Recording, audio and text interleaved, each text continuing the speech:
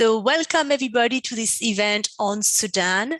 So it's really my great honor to facilitate this event on Sudan.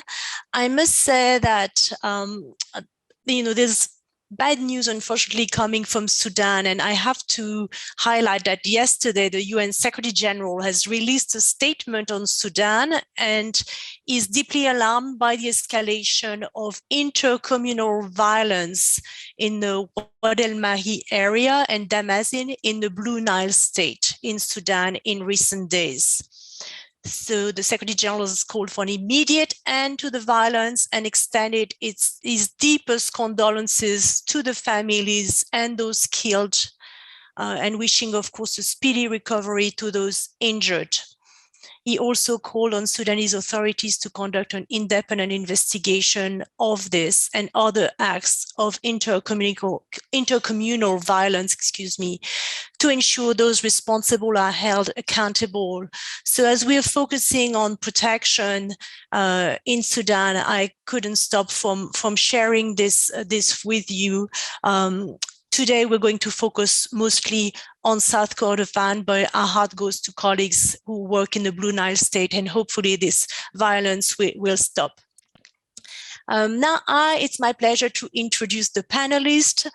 My colleagues will also put their bios in the chat box so you can see. So first, I will have the pleasure to introduce Nina Pronin, who works with the United Nations Human Security Unit since last year, where she manages programs focused on social cohesion, prevention of violent extremism, the humanitarian development peace nexus, as well as multidimensional challenges related to migration. So she served for 15 years with the UN in different duty stations in human rights, gender equality, and program management.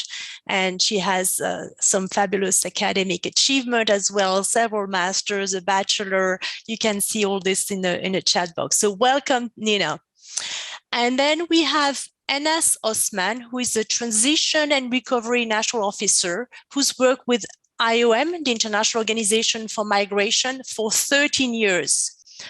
Her role within the project was designing the intervention and following the implementation of the Human Security Trust Fund project in South Kordofan state. So welcome, Enas. It's great to have you with us. Our third speaker, Mr. Sadiq Rashid from the UN Mine Action Service, is unfortunately not able to join us today due to internet issues. I understand that internet services have been blocked in part of Sudan as there were protests planned in many cities, including Khartoum, to protest the military coup that took place exactly a year ago. So we don't live in our bubble. Our event is also impacted by the situation. Hopefully, internet will soon be restored and perhaps Sadiq can join us a little later. But as Sadiq is not able to join for the time being, it is Sofia Lopez Garcia, who works with UNMAS in Sudan, who will speak on his behalf. So she is working on program management. She's been focused on coordinating the 6 UN agencies to promote synergies between the agencies under this human security programs. So it's great to have Sofia with us. She has a background in development programs, also worked with NGOs in Ecuador before that. So that's our panel for today. Many women, but we like women. Now, ladies and gentlemen, now let me walk you through the agenda. So again, you have reached the Global Protection Forum focused on securing access for coordinated protection in South Kordofan.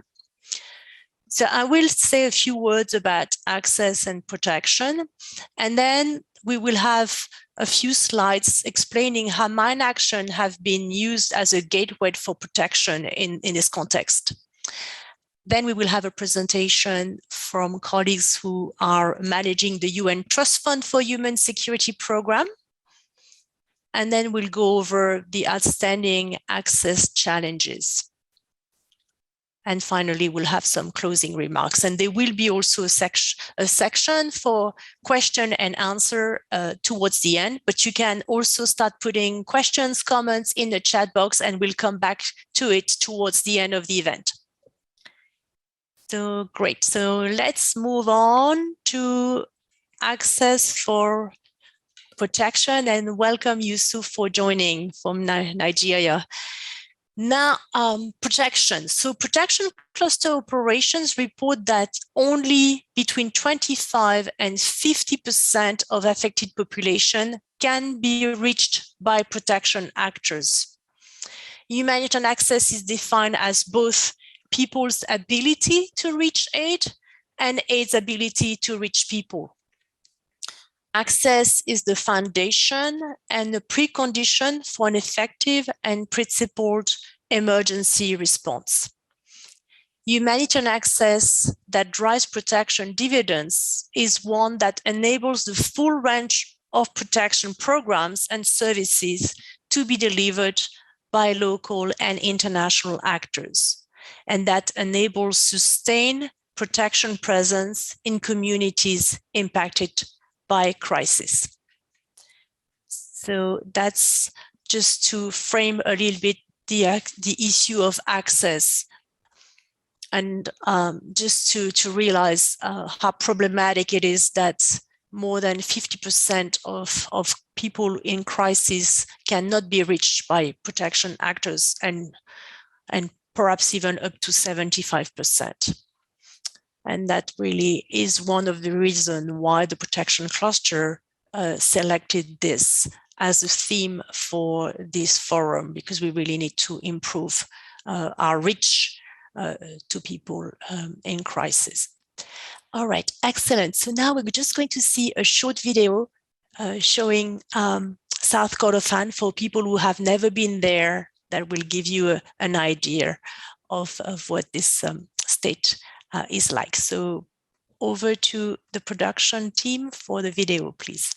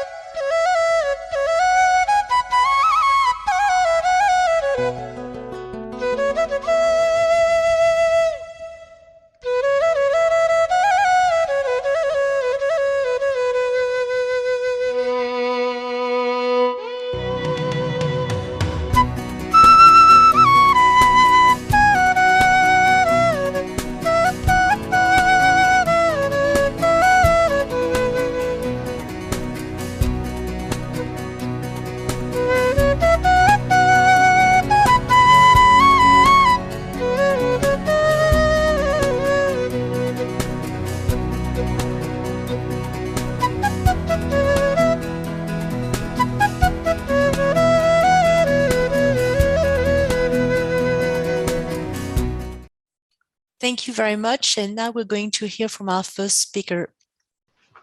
Good afternoon, everyone. So before we start talking about the UN Trust Fund program, we would like to give you some background on how mine action is a gateway for protection. So basically, the first point, especially in Sudan, how mine action is a gateway for protection is by building trust between the government and the opposition groups for cross-line operations. So as Crystal said, there is like a few opposition groups in the areas of South Kordofan, Blue Nile, and Darfur. And somehow, because there is not accessible, it's highly contaminated with explosive ordnance. But explosive hazards are really dangerous for everyone. So somehow mine action is used as a tool for negotiation between both sides in order to ensure the protection of all the people in both of the sides. So it's not always easy. It's obviously a matter of negotiation, time, and sometimes it's not possible. But to put an example, for example, UNMAS, the UN Mine Action Service in Sudan, in South Kordofan, we created this explosive ordnance risk education in the peace markets in the coastline areas, so people from both sides can access and get the information in order to mitigate a little bit the risk of explosive hazards.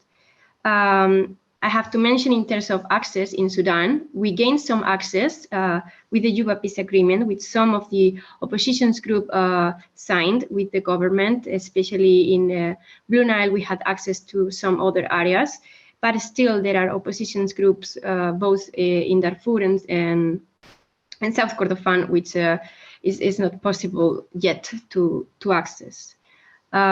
This is more or less an overview. But the second point of how mine action is a gateway for protection, in this case, for example, is securing access for humanitarian actors. Why? Because once the access is granted, you have to make sure that it's safe for the humanitarian actors to actually enter in those areas. So UNMAS in Sudan provided this access for humanitarian actors by serving and clearing the areas. Since 2002, UNMAS has cleared like 137,000 square meters of land, like 80% of the known contaminated land in Sudan, and cleared 38,000 kilometers of road. What we do as well is responding to humanitarian requests. I don't know if you see there on the top right. We did an assessment of a road in Kauda, opening a humanitarian corridor and allowing UNDP to send some tractors and some other agricultural equipment. We also assess the safety of the road in Kauda, South Kordofan as well, to Kadugli, allowing the World Food Programme to deliver over like 300 tons of food items. We also do assessments sometimes of the UN compounds in the ground because of the intertribal conflicts. So this past year, this picture is on the left, bottom left, is the UNHCR compound in Al Janina in West Darfur. So somehow we also reply to this humanitarian request in order to provide a safe access for protection. And then at the same time, also by capacity building of the humanitarian personnel, meaning providing trainings and information on how to recognize an explosive hazard, what to do. So we provide explosive ordnance safety trainings, for example, last year to the International Committee of the Red Cross, WFP personnel, UNITAMS, which is the mission in Sudan, UNICEF, UNHCR. So all of this somehow is how mine action contributes, especially in Sudan, to access for protection, by somehow allowing the people from any state in Sudan to actually be able to access protection, and also to the humanitarian actors to access the areas. So now, next slide, please. We are going to present the UN Trust Fund program, which is like a really good example for this access for protection for both, for two things. The first one, because of this mine action characteristic of like access for protection, because UNMAS was the first agency to arrive, clear the areas, the targeted areas of this program, and clear all of them from explosive hazards, allowing the humanitarian access. And secondly, because this is a particular program which follows like the human security approach, which is a really great tool and methodology in terms of access for protection. And after we present the program, our colleague from the UN Trust Fund will present this methodology so all you can know. And now I will give the floor to my colleague Enas Osman, the focal point for IOM, which is going to give a little bit of background of the context, and also so you can see the map of the targeted localities and like communities in this project. So over to you, Enas. Thank you. Thank you, Sofia. So can we, and good afternoon for everyone. Can we jump to the map, please? So I'm going to give a bit of background of the context of South Kordofan, where it's located with Sudan, which area is the neighborhood, and what's the dynamic in the area of South Kordofan. So basically, as you see in the maps, South Kordofan, it's considered one of the largest states over Sudan, and it consists of 18 localities. And it's in the boundary between West Kordofan and North Kordofan and White Nile State. Also, it shared international boundary with South Sudan. Population in South Kordofan, it's over 2 million people living there. And it's including different categories between IDPs, refugees, returnees, and vulnerable residents. The state had been unstable since June 2011, when the conflict erupted between the government force and Sudan People Liberations Movement North, where we abbreviated and call it SPLM North, resulting in over 250,000 people being displaced within the state and across other states and across South Sudan country as well.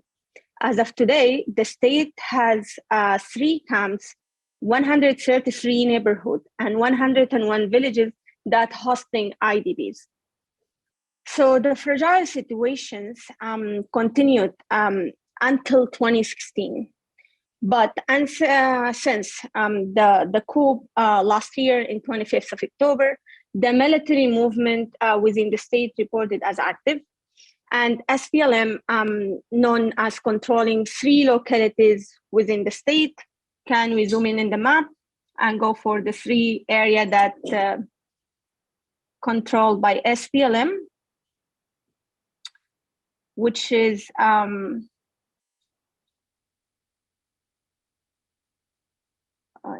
we zoom out a bit? Yeah, which is Hiban, Al-Bram, and Induen. Those 3 areas, the 3 localities actually, are still under the control of SPLM North. And some part of other localities, more than 6 other localities, and mainly here we're talking about Abu Karshola and Dalami. And the presence of the IDPs and accessibility, presence of tensions and conflict, where there were the criteria behind choosing Dalami and Abu Karshola as a target location for this project. Can we actually move up for the dark orange localities? And this area become more accessible. There were also categorized as a gray zone or area due to the presence of mines and ERW post-conflict and related contaminations level impacting the life of the local communities. So the localities Abu Karshola and Dalami, if we put Dalami and Abu Karshola a bit in the center, yeah, through the map, please.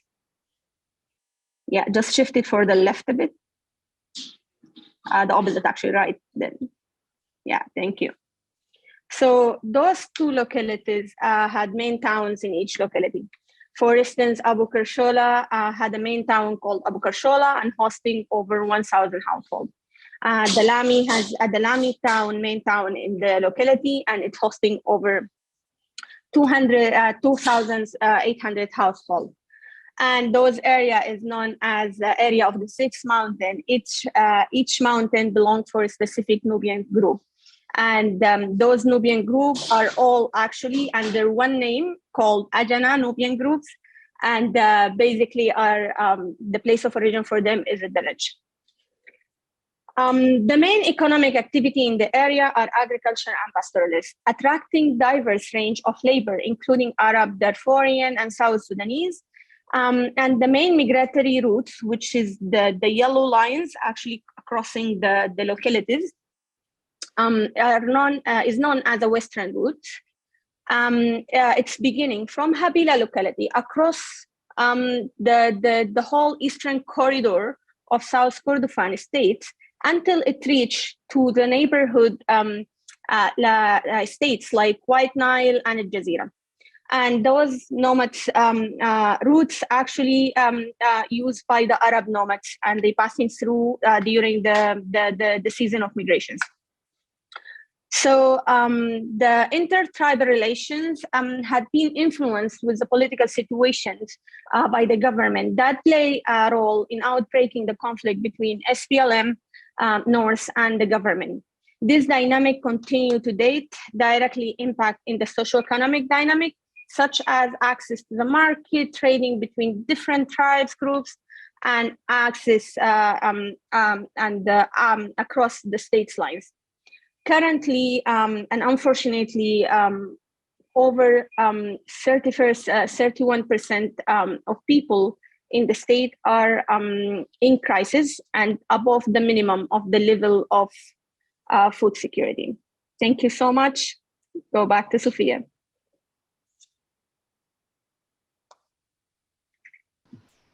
Thank you very much, Enas. So the next slide.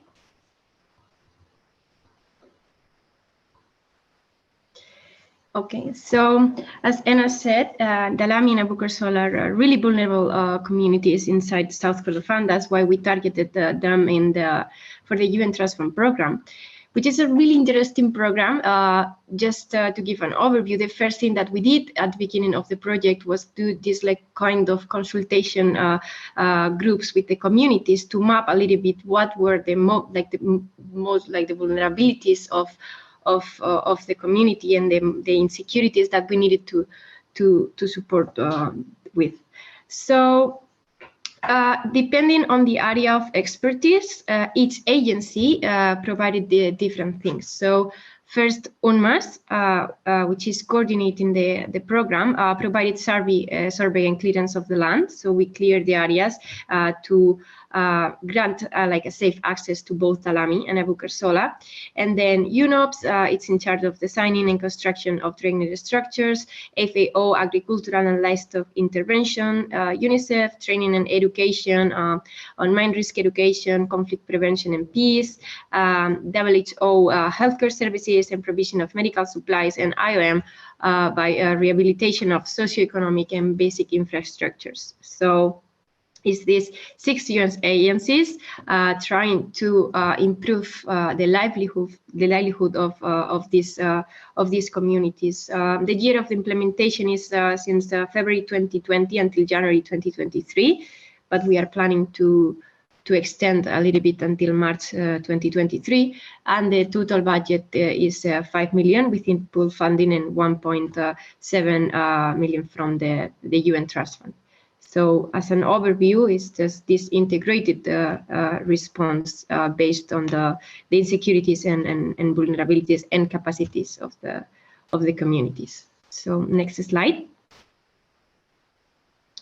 The major access challenges in both Dalami and Abu Kursola has been the rainy season. In Sudan, we have the rainy seasons since June until September, more or less, which makes really difficult to access some areas.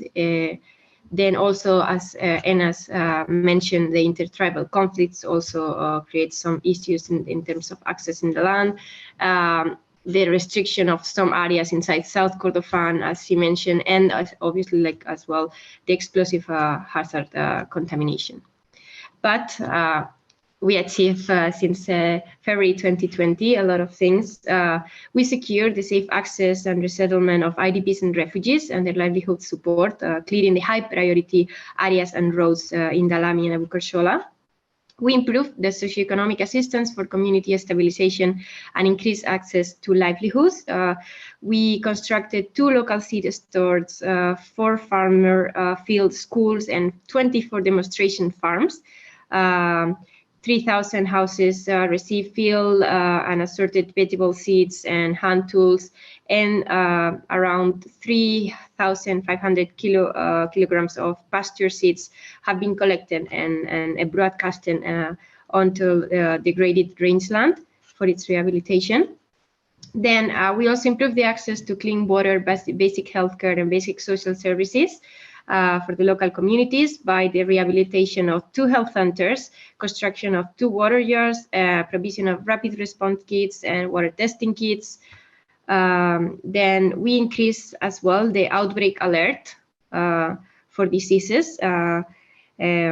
There was like through WHO, they created this system that right now it's resulting in detecting and responding to almost 95% of the outbreak alerts within 74 hours of report.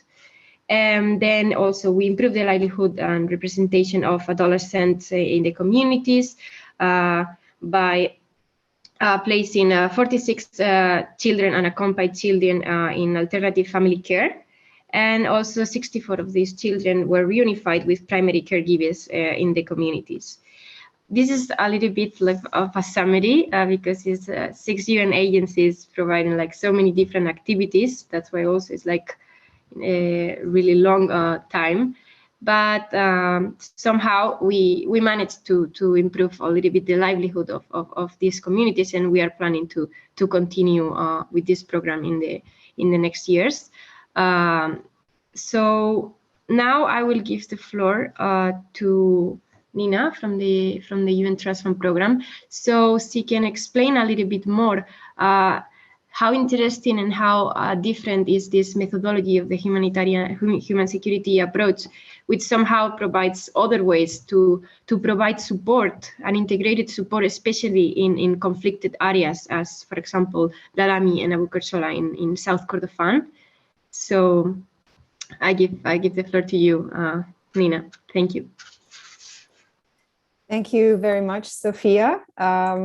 It's really exciting to be here today, actually, and to be able to share a little bit more about what is really the foundational methodology for the design of this program, as well as its implementation. And this is the human security approach.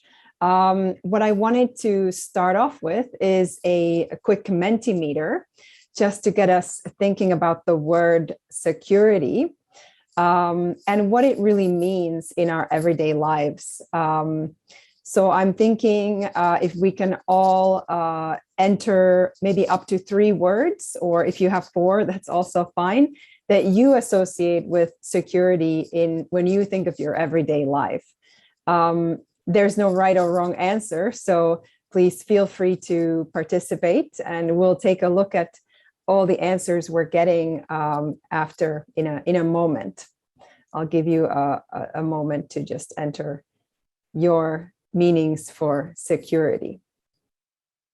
Great. We're already seeing the variability of the responses, safety, peace, coming up very strongly, healthcare, protection, freedom as well, love, being safe, a lot of different things. Thank you very much for those inputs.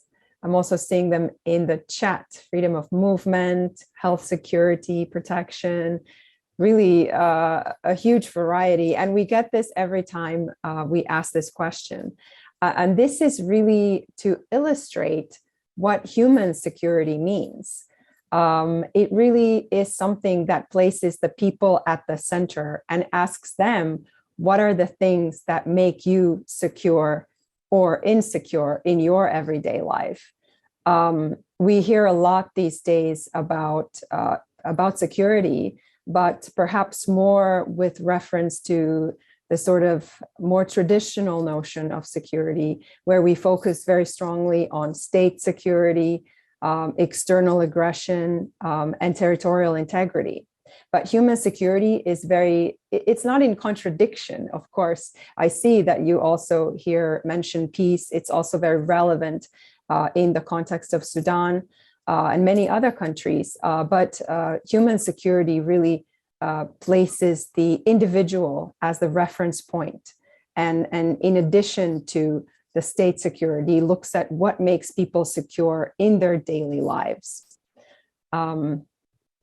Livelihoods, money, I see additional inputs. Thank you for those. I hope this was a good illustration of the many things that we think make us secure in our lives.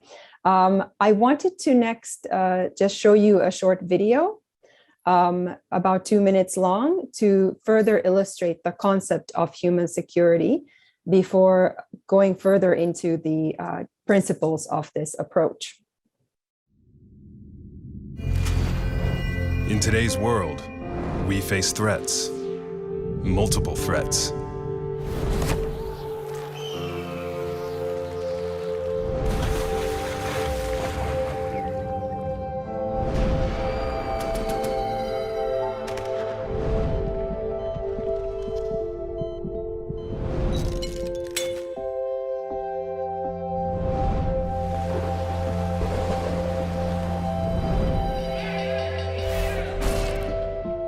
Not only have the number of threats multiplied, but because of our interconnected world, they spread faster and wider than ever before.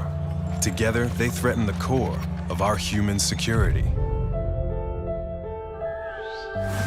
But these threats cannot be seen or solved in isolation.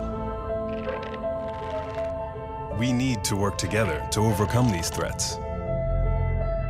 The human security approach offers a complete response to these complex threats.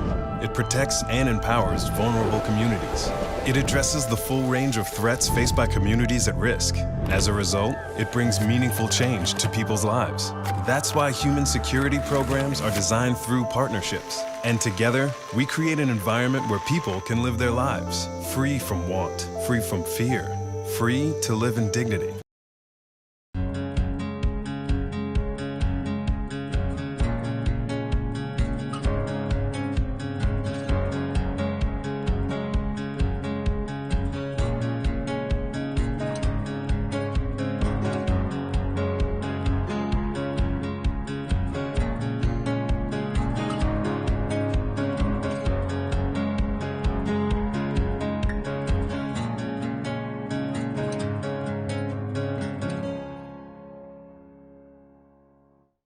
Great. Hopefully that was a good introduction to what human security is.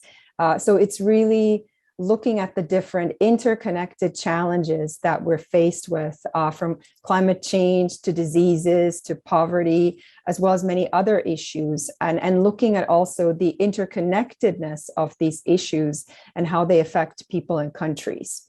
Maybe we can go to the next slide. Because what is also very important about human security, and I wanted to highlight this to start with, is that it's not just a fluffy concept that we talk about, but it's really something that member states have also recognized as an important approach to assist them in identifying and addressing these widespread and cross-cutting challenges to the survival, livelihood, and dignity of their people. And they've agreed on this in this General Assembly Resolution 66290 from 2012 on a common understanding on human security.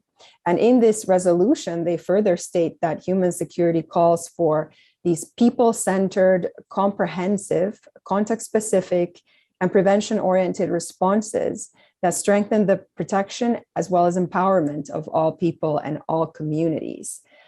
So this is really recognized at the highest levels of the UN as well as an important approach to help us design programs as well as policies.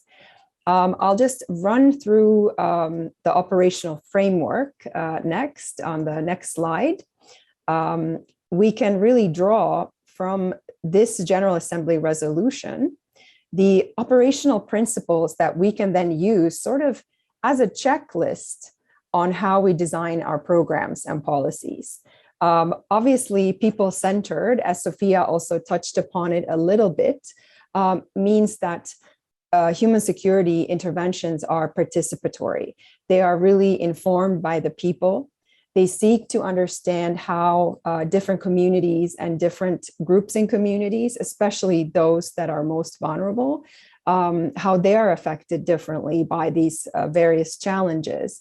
We always look at groups like women, youth, older adults, of course, persons with disabilities, and other vulnerable populations. And then these human security interventions, they also emphasize their empowerment and capacity and resilience building. Comprehensive, I think we've seen now how it captures the various different insecurities.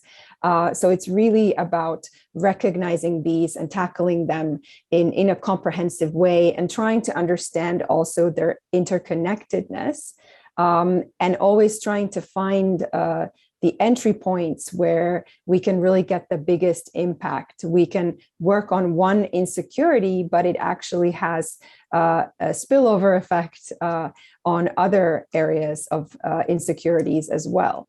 And this also requires that we need to bring together different stakeholders across different sectors, institutions, levels of governance. You see this in the program in South Kordofan, of course, as well. Various different UN agencies and their partners being brought together to address the challenges. Context specific is really about having more of a bottom-up approach instead of a purely top-down approach. So really looking at the context that people are living in. And I think Sophia also mentioned it, it's not only in terms of the challenges and vulnerabilities and risks that exist, but also the capacities and resources that we can leverage. Perhaps there are already mechanisms that exist for social cohesion or early warning that we can utilize, or just strengthen a little bit to get them to work more effectively. Human security is also very prevention oriented. So in addition to working on those immediate needs, which are very important, it also always tries to look at the underlying drivers and root causes to prevent further escalation of crisis or reoccurrence of crisis. And finally, it follows this dual approach of protection and empowerment. And this, perhaps protection means slightly different things here than what we're talking about. But this is really saying that it's important that we have policies and institutions on one hand that are robust and can protect the people, but it's equally important, if not more important sometimes, that we have empowerment-based strategies that build the capacities of people and really make them active agents in their communities in these interventions. So it's really two sides of the same coin, protection and empowerment. And most importantly, all of these principles of human security must be applied together. So it's, in a way, it's a helpful checklist when you're designing a program to go through these different areas and see, are we really addressing these? On the next slide, I just wanted to illustrate how the human security approach also breaks down those three freedoms, freedom from fear, freedom from want, and freedom to live in dignity, into more measurable components. So these are the 7 commonly used dimensions of human security. There can be additional ones. Often these days we talk of digital security, for instance, but these are perhaps the more traditional ones, ranging from economic security, food security, to health security, and then environmental, personal, community, and political security. And you see in the circle how they also connect. You can probably already think about how in the situation or in the program in Sudan, it is addressing multiple securities, starting from personal security, mine action, to health security, food security, and so forth. So really just an illustration of the various areas that human security always considers.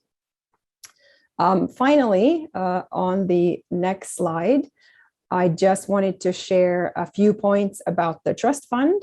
So this is really a fund that finances programs that translate this approach into these practical actions and initiatives like this one in South Kordofan.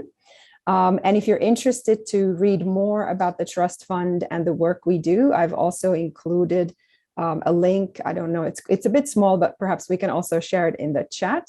You can read about our work and our programs there. And also, I want to encourage you, if you're interested in the human security approach, you can go either on our website, you'll find this program there, or you can go on the UN Systems Staff College website, where we have recently launched a training course. It's free of charge, a 6-module training course on human security and how to use it in practice. And it's available in English, French, Spanish, and Arabic. And you'll get a certificate in the end. So highly encourage you to explore that if you're interested in human security approach. I'm going to stop here and hand over to Sophia to talk a little bit more about how the program has found it useful using this approach. Thank you very much. Thank you very much, Nima. Before I start to summarize all of this connection between the human security approach and access for protection, I would like to give the floor to Jacob Mahmoud, which is one of the community members from the target localities. So he can explain a little bit more about what were the challenges in terms of access to different services, how this integrated response has actually benefited the community in terms of access for protection and services, and responding to this all these different insecurities. So I give the floor to you, Jacob. جاكوب محمود خبوش من محل الدلامي، عضو في لجنة التنمية محل الدلامي. المشاكل اللي تواجهها محل الدلامي قبل دخول موضوع IOM، كنا بنعاني عندنا كان نقص في الغرف، وكنا كان برضه بنعاني ما عندنا غرفة انتظار، وكنا برضه يعني عندنا نقصان شديد في كوادر. Sorry, the sound is terrible. The interpreter apologizes, but it seems that he has problems sometimes when they need to access health services. They have to wait long in waiting rooms. However, we started programs where we started training.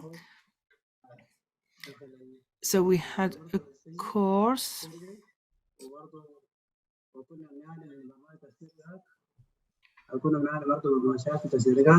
where we looked at. Sorry, the echo is terrible. Interpreter apologizes.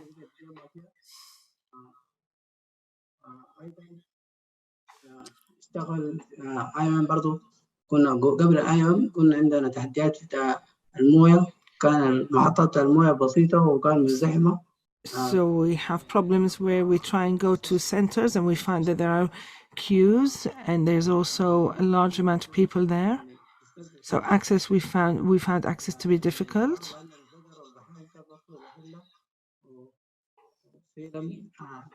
تم تحديد المويه ومشاكل الجنوب تتكلم. وبرضه في ناحية التعليم كنا. Now when it comes to education as well, we had a program where we started to have students in buildings, but some of the students were actually afraid to enter, so they actually had to stay outside. So unfortunately, this created chaos around the area around the school, and the neighbors were annoyed about this, especially in autumn. برضو كمان درب كان عندنا في ناس ما عندهم خبرات في تصنيع أغذية. So we also had problems how actually we had resources, however storing food was an issue for some families, and those who came to train them, some of them didn't actually have the experience, the expertise.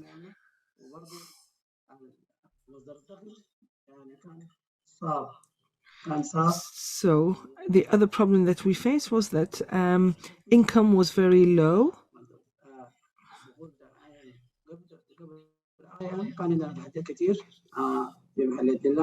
Sorry, the interpreter apologizes. It's not clear.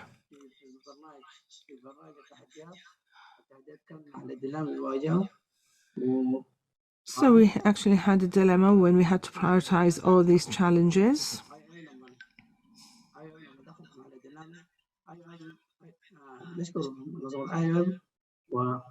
But the IOM actually came and helped us, so we would like to thank them for their help, because they solved many of the issues that we were facing.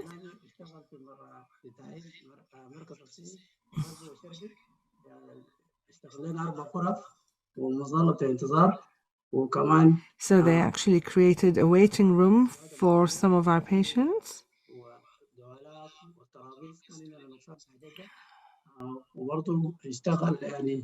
اشتغل محرك عمل محرك في الشرق في الغربي وبرضه يعني كنا عندنا مشكله بتاع تحصيل الصحه كان عددهم بسيط لكن تم تدريبهم ل 15 نفر. And they actually increased the training programs which upskilled our staff. يعني نمشي في مجال التعليم برضه اشتغل في مدرسة كبر اشتغل 6 حمامات أو 6 حمامات. And in some of our schools, they've actually built some toilets, 3 for the teachers and 3 for the students.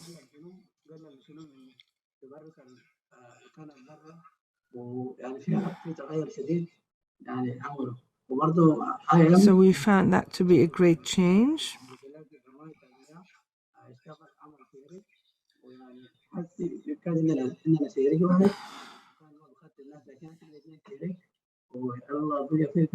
Sorry, the interpreter apologizes for the poor quality.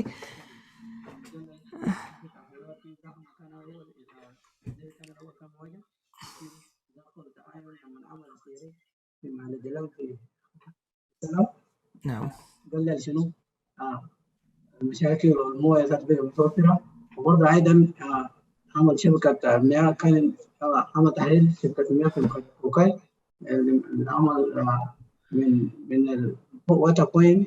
Sorry, I apologize again for the poor quality of sound, difficult to interpret.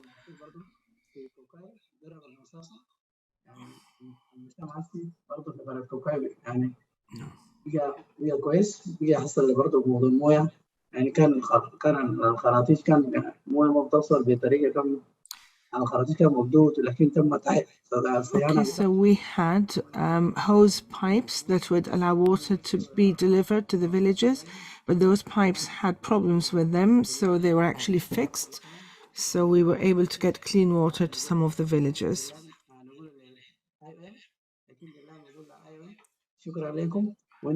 So we'd like to thank all the organizations again for their help. And God bless you all and God help us all.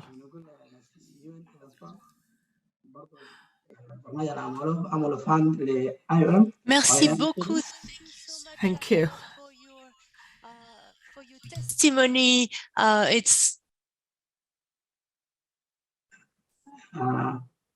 Thank you. Shukran. Excellent. So now we're going to go back to Sophia for the rest of the presentation. Thank you, Christelle, and thank you, Jacob. We had some issues with the interpretation, but I guess if someone has a question, maybe you can write it in the chat and we can reply to you after. So just to summarize everything and why this program and the human security approach is really a valuable tool for access for protection is because it's people-centered and context-specific. As we said, we did this consultation group, so somehow we managed to leave no one behind and address the specific vulnerabilities and capacities and the needs, even the needs for protection for the population and the humanitarian actors, is comprehensive and supports the coordination and the integrated interventions on access for protection. It's prevention-oriented, so it focuses and tackles specifically the real roots causes of the challenges and builds solutions that are in themselves sustainable and resilient. The human security promotes the development of early warning mechanisms that help to mitigate the impact of the current threats and, where possible, prevent the occurrence of future challenges. Also, it is multi-sectoral, so at the end it's covering also all the different protection themes, gender-based violence, displacement, civilian infrastructure, destruction of personal property, and the different areas of responsibility, which is child protection, gender-based violence, housing, land and property, and mine action.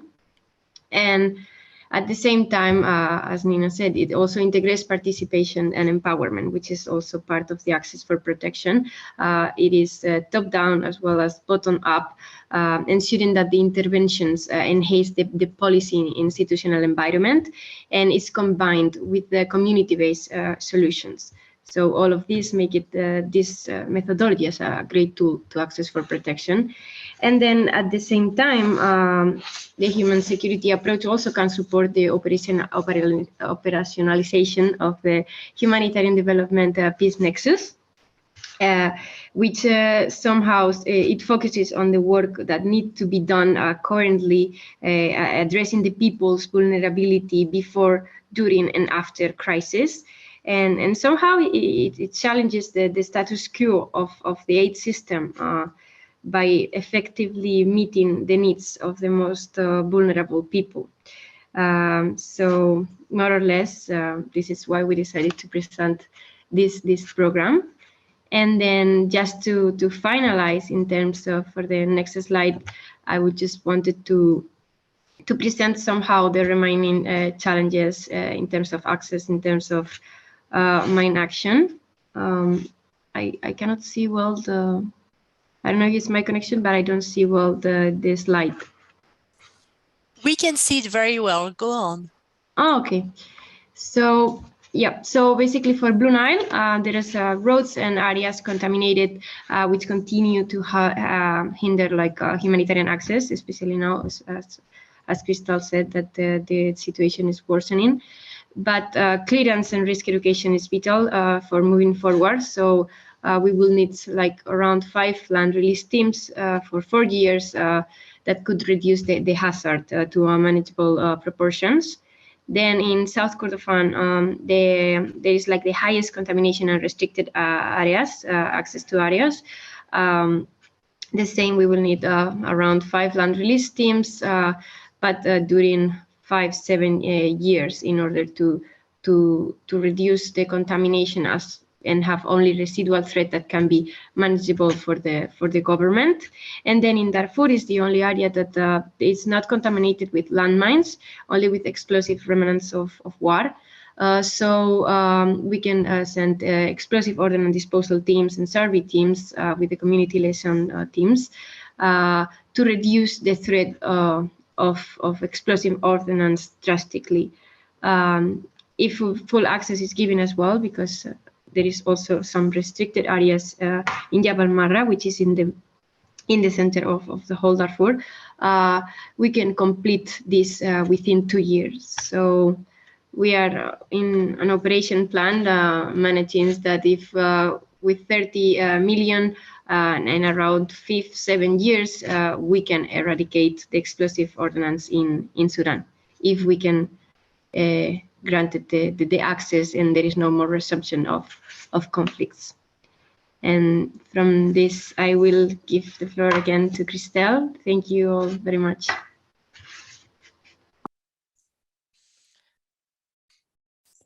Thank you so much for your contribution, your presentation. It's incredibly useful to hear that we've been able to enable access for many humanitarian organizations to do work over several years. So, and basically not only addressing humanitarian needs, but also development needs of communities which had been inaccessible for a very long time.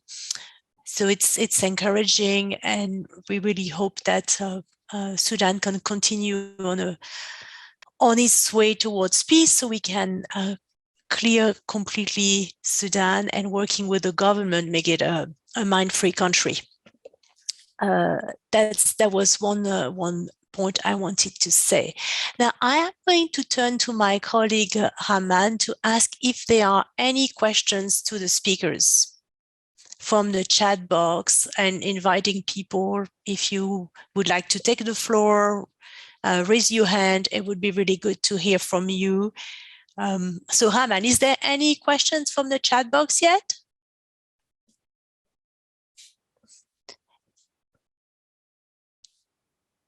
And as we're waiting to hear from Raman, I am going to ask one question to our colleague from the Human Security Fund. Is, at the global level, how much money is there left in this fund? And are there other programs where we could replicate what you've done in South Kordofan? So maybe that would be a question for Nina. Thank you for that excellent question. Well, the fund is ongoing, so we don't see an end to it anytime soon. Hopefully it will continue and will be replenished, of course.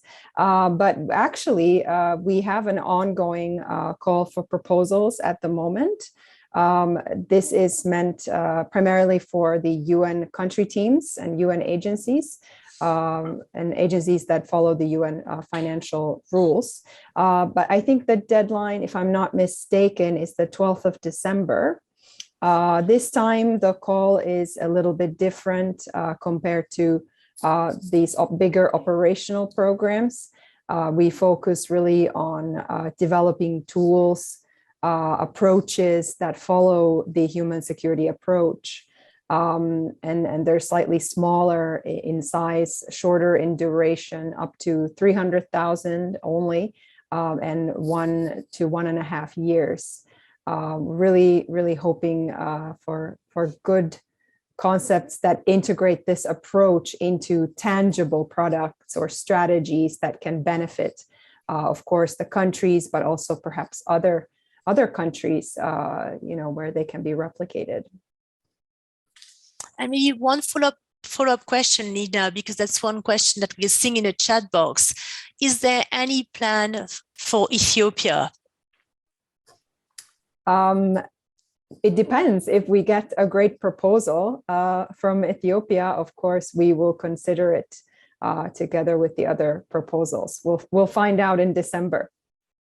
I don't think we have any ongoing programs at the moment in Ethiopia. Okay, thank you very much. I also see another comment where mine action intervention is new and funding challenges exist. Okay, so I'm not entirely sure what the question is. I guess, can we still use the humanitarian security approach when mine action intervention is only starting? We see, although with the northern conflict, there is huge contamination of explosive ordnance. I think that's all related to Ethiopia still. So I guess colleagues who are working from Ethiopia, you've heard Nina, if you want to put together a proposal, the deadline would be the 12th of December. Nina, do you want to add anything? Yes, sure. I can actually put in the chat the call for proposal document so you can see what we're really looking for. I think this time around, I don't think mine action is possible given the restrictions on the budget and duration, but I think development of human security-based strategies to address this could work. So I'll put the link in the chat and you can take a look. Thank you very much. In terms of mine action, we have interventions that are of a shorter nature. For instance, risk education can be done, within a year. We also have other type of intervention, of course, when we're, launching a non-technical survey and then technical survey and then clearance. We like, to have a longer perspective because that can take a long time. And also victim assistance to explosive ordnance survivors is something where we need to plan multi-year. We often, there's a short-term, a medium-term, and a long-term to assisting people who have survived accidents and their families.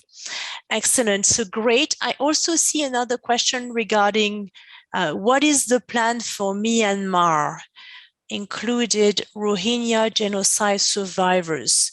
So unfortunately, I do not have an answer in terms of the plan to help Rohingya genocide survivors.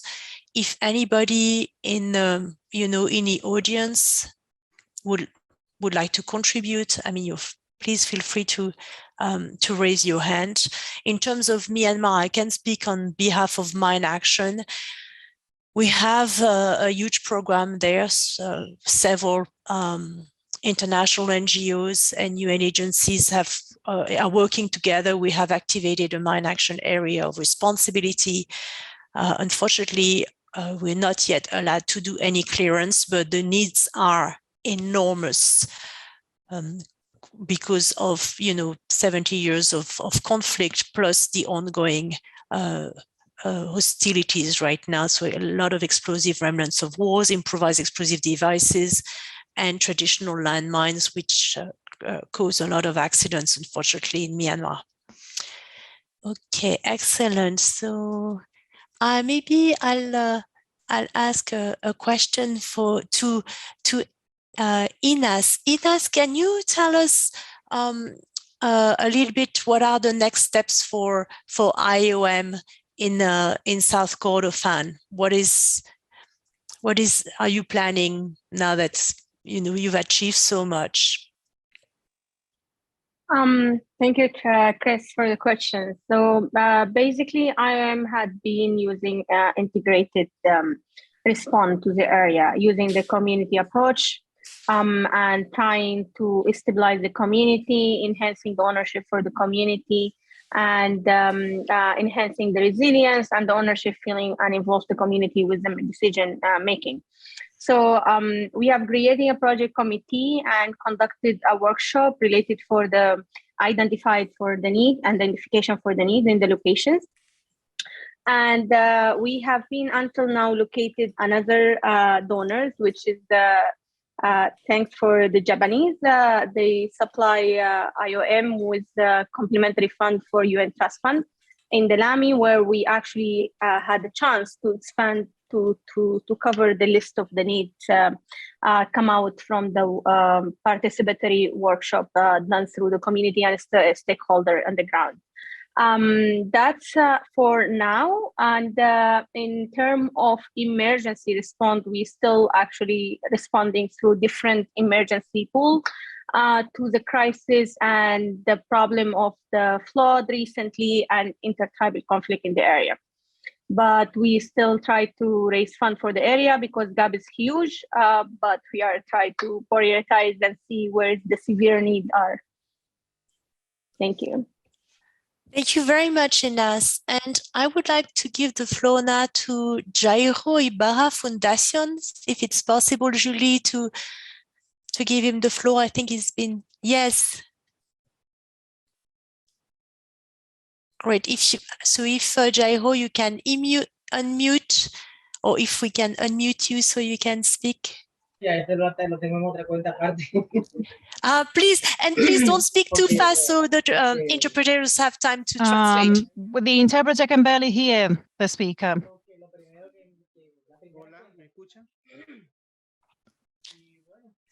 There are two people speaking at the same time, so. Okay, so the floor is to Jairo Ibarra Foundation, and you need to turn on the volume. Sí.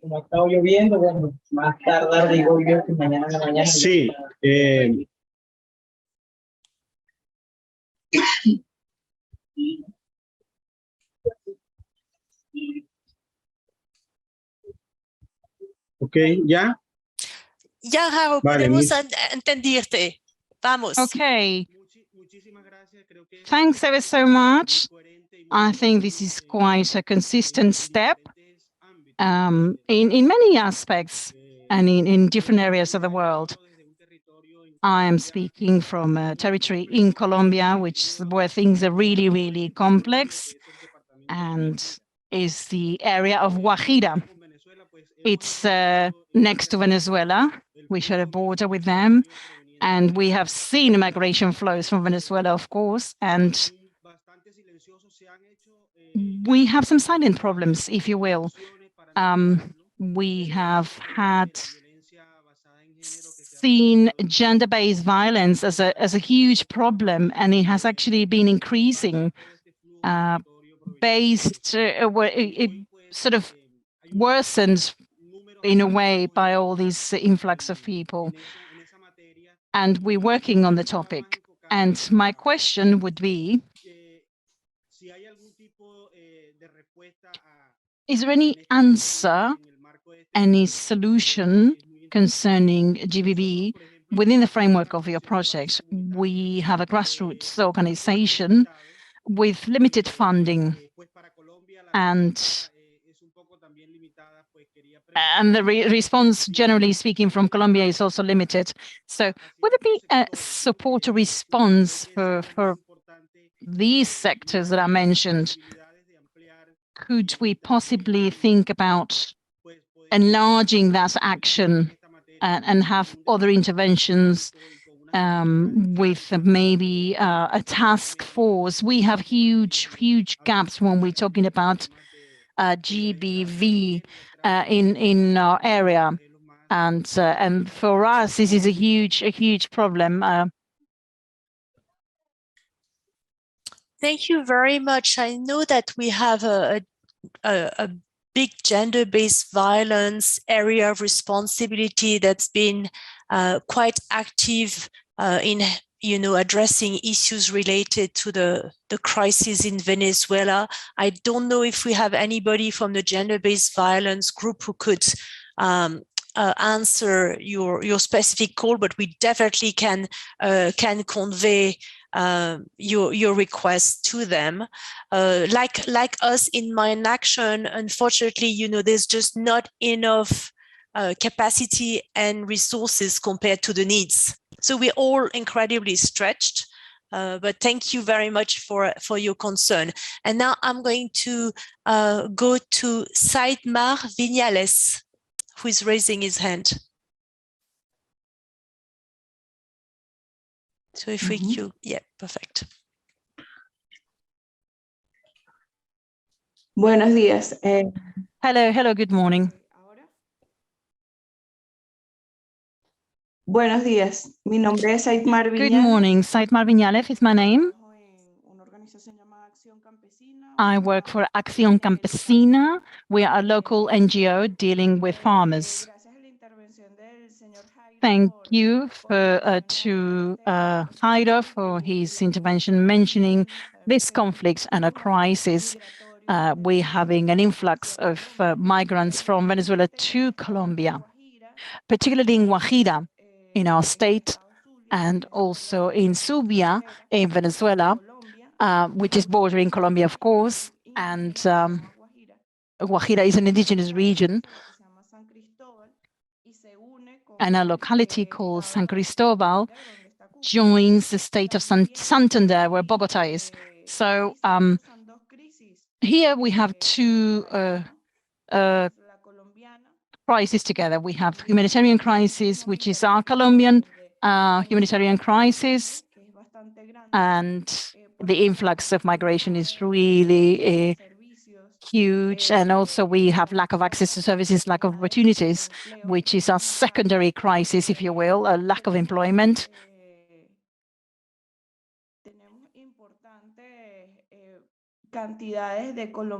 This means that we have many Colombians coming towards Venezuela because they're afraid that they had been victims of threats. They're in fear for their lives because of the armed conflict in our neighboring country that has been going on for more than 60 years. And in Venezuela, we're also victims of irregular groups. And these groups have been, and we have sectors that are really displaced and affected, such as the Bolivar state, and in all the mining triangle, if you will, there is a huge conflict.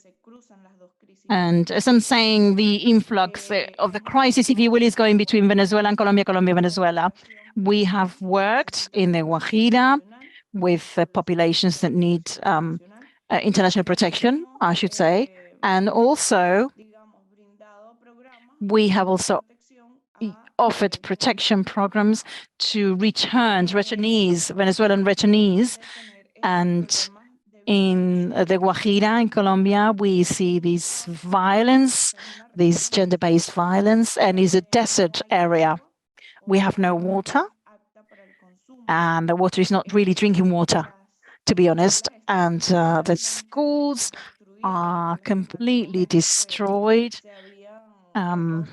There were schools that we set up at some point, and we did have a reconstruction program for schools. It was an education emergency program, so that we could rehabilitate some of the schools, the infrastructure, but we have no water. This problem hasn't been resolved, and this really requires huge funding, huge investment, so that we can actually reach those populations who are there and they can have access to drinking water. And as my colleague was saying, Jairo, GBV is a tremendous problem and is really focused on those people.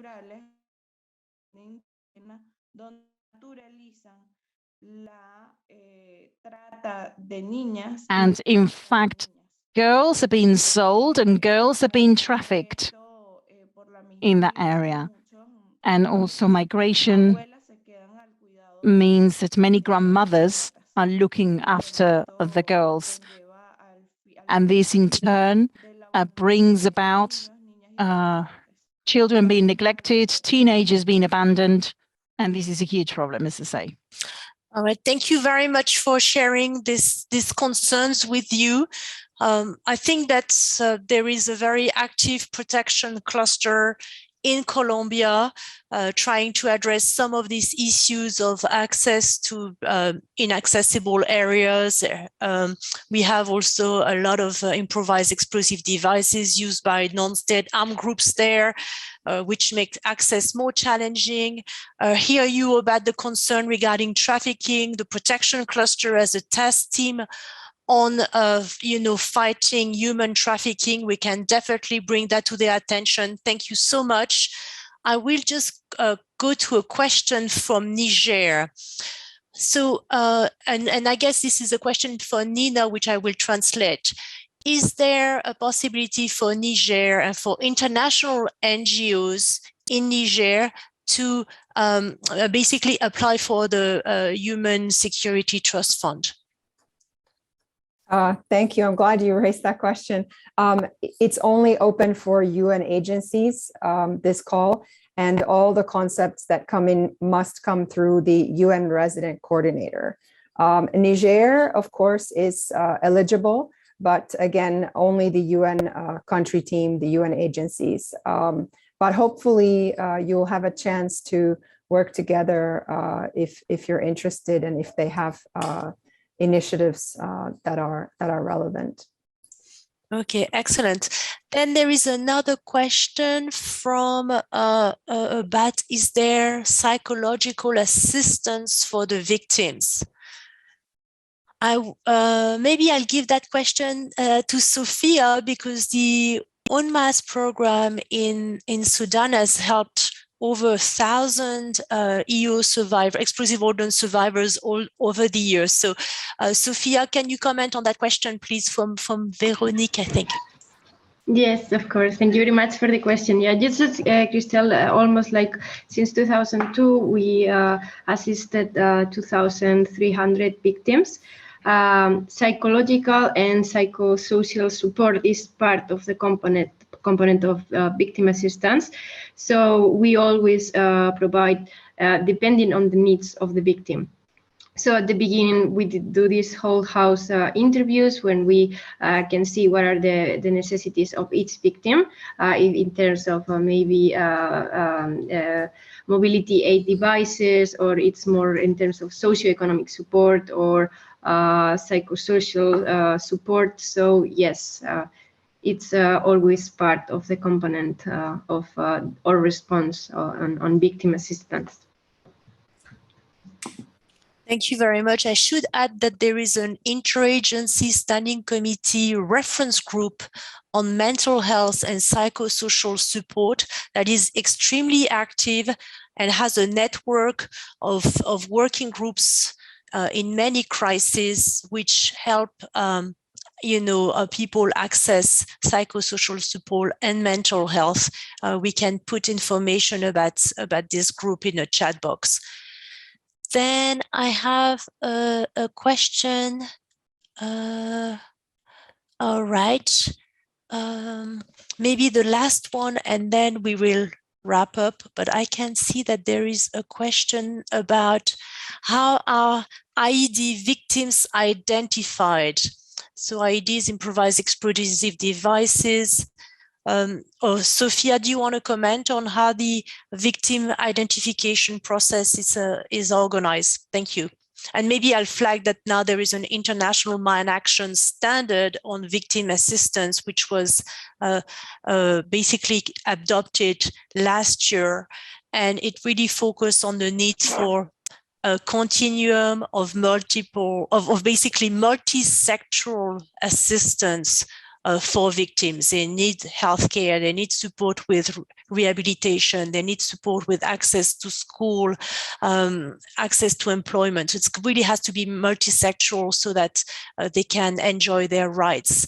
And this is also linked up to disability inclusion in humanitarian assistance, and we all need to make a huge push on this. But Sophia, from your side, how do you do victim identification in Sudan? Thank you. Thank you, Crystal. So in Sudan, first of all, we have a hotline, and in all of the states, it's available. So you just call and you get redirected to the National Mine Action Center, because in Sudan we work, UNMAS works in coordination with the National Mine Action Center. So they provide information about the victims. Then at the same time, UNMAS always works through National Mine Action Organization, so people also know this National Mine Action Organization and talk with them when there is an accident. And also the land release teams and AOD teams always collect data for in terms of victim assistance. And at the same time, for the project, we coordinate with the communities, and especially if they have any organization of people with disabilities, they also provide the information. So it's within the National Mine Action Center, the communities, the organizations of people with disabilities, and national mine action organizations that we collect all this data and we select the beneficiaries. So that's how we do it in Sudan. Thank you. Excellent. Thank you so much. I also want to share with you some reflection from Humanity and Inclusion. Unfortunately, they couldn't join, but they asked me to convey that. So the Global Protection Cluster is increasingly paying attention to ensuring its protection response is inclusive and conflict sensitive.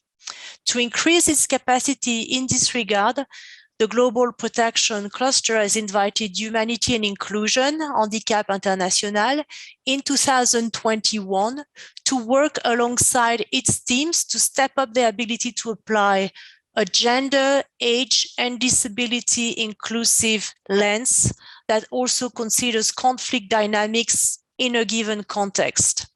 So why HI? Why Humanity and Inclusion? At field level, HI proactively works on analyzing barriers, obstacles related to this, and other identity characteristics. and to understand the interaction between planned intervention and existing local tensions between and within groups. To next adapt its interventions in such a way as to minimize the negative impact on conflict dynamics. And in doing so, Humanity and Inclusion aims to increase its accountability to affected people, while also ensuring that it's reaching people most affected in a given crisis. So to summarize, by mainstreaming inclusion and conflict sensitivity, HI is supporting the Global Protection Cluster to ensure that protection interventions protect people most vulnerable and to truly leave no one behind. So just wanted to flag this, and if you're interested in, increasing and fostering protection intervention and making sure that they are inclusive and conflict sensitive, please do reach out to HI in your operation. Now, closing remarks, we have 4 minutes.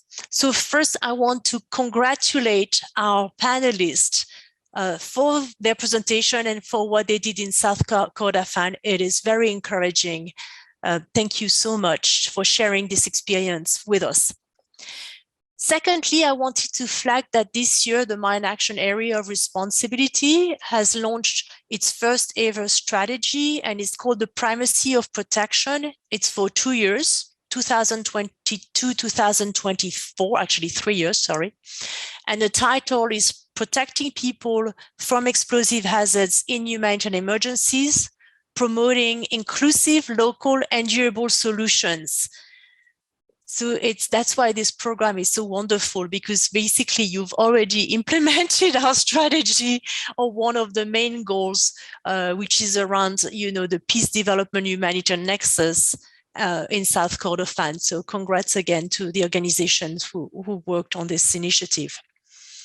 We really want to deliver more impactful intervention, build strategic partnerships, and contribute to sustainable solutions in collaboration with peace and development. Raman, can you please put the link to the strategy in the chat box for people who want to read more about it? Thank you very much. Then I want to stress the usefulness of Mine Action to gain safe access to areas that were inaccessible in the past, and its added value as gateway for humanitarian action. So we are seeing that in Sudan, but we also have an AOR in 18 other countries where we're trying to push the agenda and give access to humanitarian services for people who live in contaminated areas. I want to express appreciation to the Humanitarian Security Trust Fund for supporting this comprehensive, integrated, multi-sectoral approach in South Kordofan with clear achievements. And again, I would like us to replicate that in other countries. Finally, I want to thank also the donors to the Human Security Trust Fund and to other pooled funds that help us to protect people. I thank other donors who've been helping Mine Action in Sudan, UNITAMS, the mission, the US, Italy, Japan, Korea, and the United Kingdom, who have been supporting Mine Action in Sudan. I also thank, of course, the government of Sudan and national authorities for supporting Mine Action. I expect that the government of Sudan will present a plan for a mine-free Sudan at the Anti-Personal Mine Ban Convention meeting in November in Geneva. Again, we think that with 30 million, we could clear Sudan of explosive ordnance in the next 5 years. And maybe I want to just highlight that funding for Mine Action is actually insufficient. We've just updated our infographic on people reached, and with the assistance that Mine Action partners provide. And you can see if you click on the infographic in the chat. I don't know if our production team can put that, put this infographic so everybody can visualize it. But basically, we are less than 30% funded across the world. So the mine action requirements in humanitarian response in 2022 are less than 50% funded. It's around 30%. So it's really not sufficient in order to protect people from explosive ordnance and support humanitarian and other organizations in delivering assistance. So I just wanted to flag that, and hopefully we will get donors interested contacting us because frankly, that there's a lot to benefit from these activities.